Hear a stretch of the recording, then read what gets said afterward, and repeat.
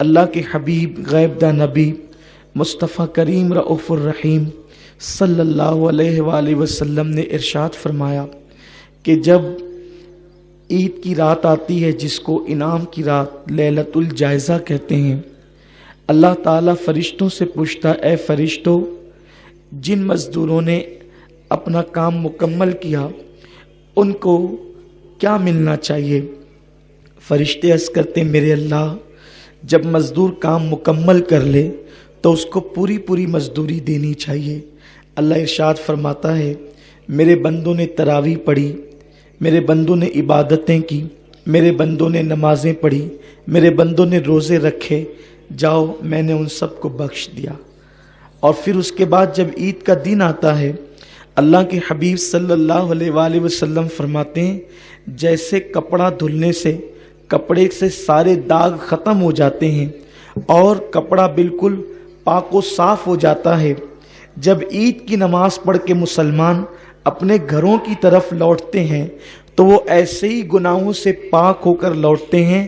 جیسے کپڑا دھلنے سے کپڑا پاک و صاف ہو جاتا ہے۔ یعنی مسلمانوں کے، مومنوں کے دفتر میں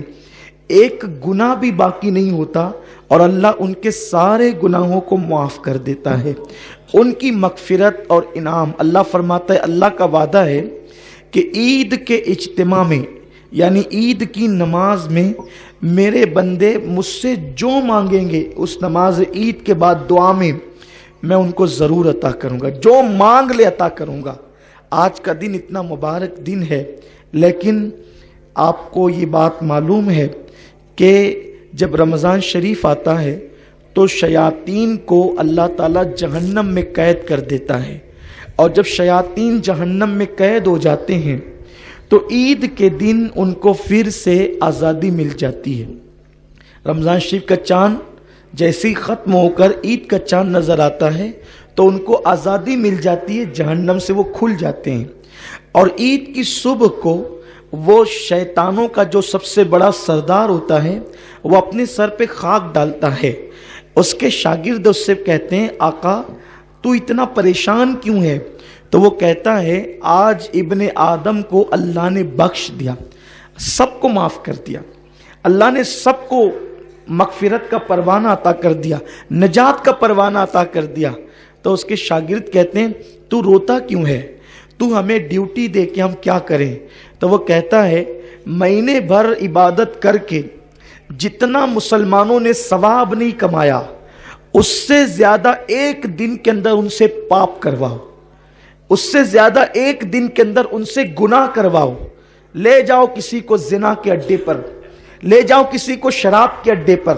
لے جاؤ کسی کو جوے کے اڈے پر، لے جاؤ کسی کو برائی کے اڈے پر، مہینے بھر تک کے یہ جتنے گناہوں سے محفوظ رہے ان سب کو جو ہے ایک دن کے اندر اتنے گناہ کرواؤ کہ اللہ پاک پھر سے ان سے ناراض ہو جائے۔ میرے پیارے آقا علیہ السلام کے پیارے دیوانوں، یہ فرمان کس کا ہے؟ یہ حدیث رسول پاک صلی اللہ علیہ وسلم کی ہے، اور حضور علیہ السلام نے اپنی حدیث میں شیطان کی یہ ساری کارکردگی کو بیان فرمایا۔ اب میں آپ سے پوچھنا چاہتا ہوں، میری قوم جس نے رمضان شریف کے روزے رکھے، جو فلموں سے بچے رہے، جو داڑیاں منڈانے سے بچے رہے، جو زنا کے اڈوں پر جانے سے بچے رہے، جو شراب کے اڈوں پر جانے سے بچے رہے، اب ان کا پلان کیا ہوگا؟ جلدی سے عید کی نماز ادا کریں، گھر جائیں اور لوگوں سے ملیں، اور اس کے بعد پھر دوست و احباب کے ساتھ فلموں میں جائیں۔ کتنے افسوس کی بات ہے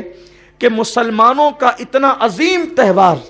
عید کا دن، جس دن اللہ مسلمان کے پاپی سے پاپی بندے کو بھی بخش دیتا ہے، مومن اگر ہے اس کے دل میں ذرہ برابر رائی کا دانہ ہے تو اللہ اس کے پاپ نہیں دیکھتا۔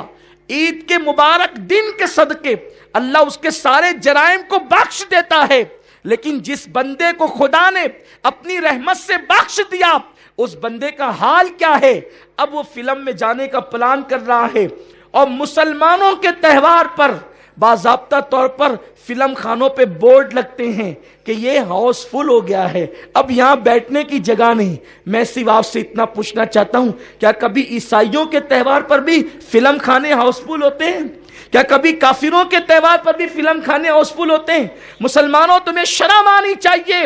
کہ جس مذہب کے رسول نے آنکھوں سے بدنظری کرنے پر فرمایا کہ جو لوگ نگاہوں سے بدنظری کریں گے، اللہ نے جن چیزوں کو دیکھنے سے منع کیا ہے ان محرمات کو اگر وہ اپنی آنکھوں سے دیکھیں گے، مرتے وقت پہلے ان کا ایمان چھینا جائے گا، اس کے بعد ان کو موت آئے گی۔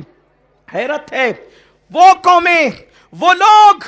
جن کے یہاں رسول کی آمد کا کوئی تصور نہیں، حیرت ہے جن کے یہاں قرآن جیسی کتاب نہیں، ان قوموں کے تہوار پر فلم خانے ہاؤس فل نہیں ہوتے، ان قوموں کے تہوار پر زنا کے اڈوں پر پہرے نہیں بٹھائے جاتے، اور مسلمانوں حیرت ہے